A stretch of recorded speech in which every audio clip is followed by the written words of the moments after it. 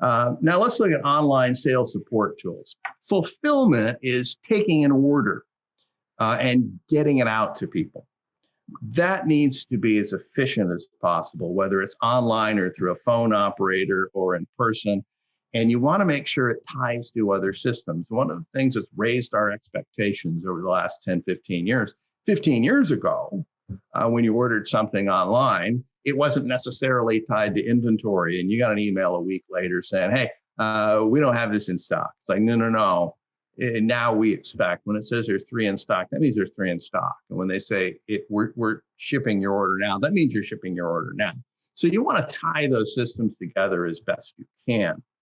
And the Salesforce automation, that part where we're going out and getting orders, we want to track the stimuli that we send out. We send out a message, that's a stimuli. We're looking for a response. We want to tie that to sales. Now we send out the stimuli. It results in a click, and then that click results in an engaged visit, and that engaged visit results in a card ad, and that card ad results in a sale. But nevertheless, we want to tie that to sales, and we want to tie fulfillment to the efficiency of that process and how it's getting out.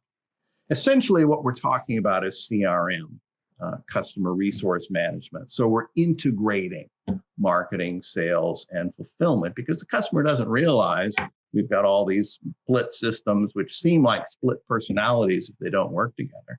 We want to integrate the customer touch point so they're always speaking to the same brand, which is in the same voice, in the same character, so they can have this one-stop shop where we see them as one customer, not as a customer of different parts of our personality. So we tie all that together. So we want to understand, looking at our stimuli, where did the sale come from? What was the source and how did we do attribution? Oh, that was a big word I just threw out at you, attribution. So it's one thing, you send out a stimuli. Customer, let's say you send out an email, customer clicks on the email, comes to your website. Great, got it. They came from that email. Let's say the customer clicks on the email, goes to your website, looks at something, leaves, come back 2 days later, looks at it again, comes back 5 days later, looks at it again, then buys it. Now the problem is the attribution. Did it come from the email or from that something happening with that third visit? That's the challenge. And so you want to think about that sales funnel process. We start with a stimuli sent to some kind of an audience. There are a certain number of responses as they work their way down to a sale.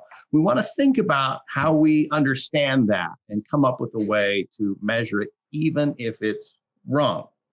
So being in a COVID year, we understand about making predictions and trying to measure them and being wrong. We've seen a lot of that this year. But we get smarter as we go. So it's kind of like trying to deal with COVID, working through this attribution thing. Taking the sale, how best do we fulfill it? How do we do order processing and delivery and logistics? Who orders, who receives? We want to make sure we have as efficient as a process as possible. Even if it means having Amazon or somebody do fulfillment for us, we want that to be an efficient process. I'm not pushing that, by the way. I'm just throwing that out as an example. And the reason we make any sale is to make future sales, actually. So we want to think about in this process and in all this building, how we follow up on the sale. How do we prepare for the next source, the next attribution? How do we build habits? How do we develop relationships and build that share of wallet?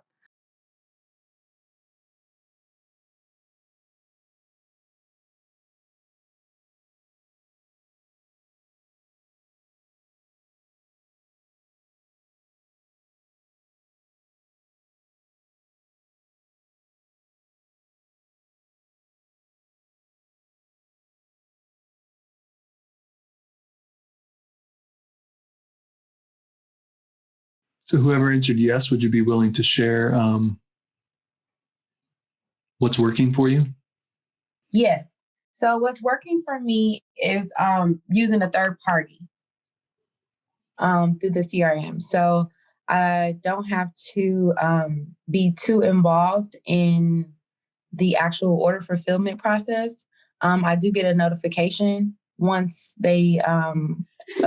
clients or customers do purchase, and it pretty much gives me another notification when the item is shipped out. So in that sense, from those two notifications, my third party doesn't contact the actual client or customer. So I do that part of the deal. So I put the tracking number and information in the form of the email. So Cool. Yeah, I've worked with people that used outside fulfillment, and one thing I really like about it is they're realistic about what it costs. Whereas people who do it themselves, well, the problem is that they don't realize what it actually costs, and so they have a lot of costs they don't consider when they're making an order. So I think, if you have an inventory that allows that to be practical and you're small, I think right now it's a great way you get a lot with it. You get an online presence and a lot of other things. Outside fulfillment has been a thing that, I've worked with since 1992. But it's been around a lot longer than that. So hats off for trying that. I think it's a good way to go if you have the right kind of inventory and so forth. yeah, because I was brick and mortar, and we also had an online presence, and it was hard to keep inventory between the two. So there was instances where we had things that were online that weren't actually available anymore in the store. So we had to go to the third party to then just have a supply for that directly. And I think that's something that's big enough to go to a third party too as well. One of the challenges with being online with small companies that as they grow, they add vendors. So you have an email vendor, and you have a Facebook vendor, and you have a LinkedIn vendor, and on and on and on. Pretty soon you got 6, 8, 10 vendors out there. But the one doing the fulfillment can handle the web ordering and on the credit card and all the other things. And it just takes so many things off your plate. So I really see your logic in doing that.